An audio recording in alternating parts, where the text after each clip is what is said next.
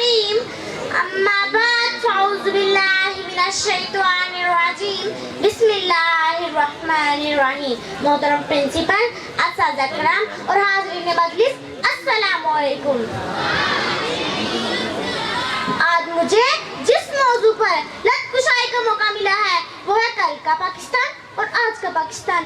میں نے بڑوں سے سنا اور کتابوں میں پڑھا کہ پاکستان ایک نظریے کی بنیاد پر قائم ہوا اور وہ نظریہ ہے لا الہ الا اللہ محمد رسول اللہ صلی اللہ علیہ وسلم.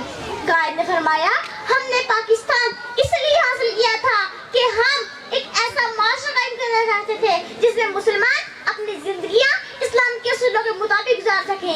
ایسا معاشرہ جس میں انصاف ہو، مساوات ہو، ایسا معاشرہ جس میں کسی حق تلفی نہ ہو. جناب عالی، لیکن آج جب میں نے قائد کی پاکستان کو حقیقی آنکھ سے دیکھا جو مناظر نظر آتے ہیں ان میں بے انصافی بھی ہے، حق تلفی بھی ہے اور کرپشن بھی ہے.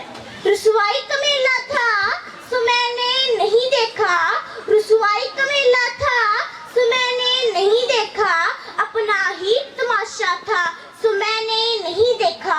جناب عالی، میرے وطن کے چہرہ لہو لہو ہے، میرے ملک کے سیاستدانوں پر بے حسی چھائی ہے، میری قوم جذبات سے آ رہی ہے.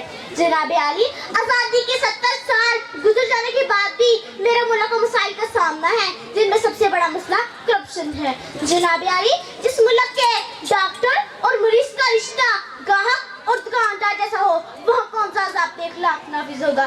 جناب عالی، اس سب کے باوجود مجھے اپنی قوم سے گلہ تو ہے لیکن یہاں مایوس نہیں ہوں. مجھے یقین ہے کہ رب کتنی ہی تعریف کی نہ ہو اجالا مقدر ضرور بنتا ہے. مجھے امید ہے کہ جیسے جیسے میرا ملک اسلام کے اصولوں پر عمل پیرا ہوگا ویسے ویسے میرا ملک ترقی کی راہ پر گامزن ہوگا. اور آخر میں یہی کہوں گی، نہیں ہے نا امید اقبال اپنے کشتے ویران سے، نہیں ہے نا امید اقبال اپنی کشتے ویران سے، ذرا نہ محتری مٹی بڑی زرخیز ساقی وہ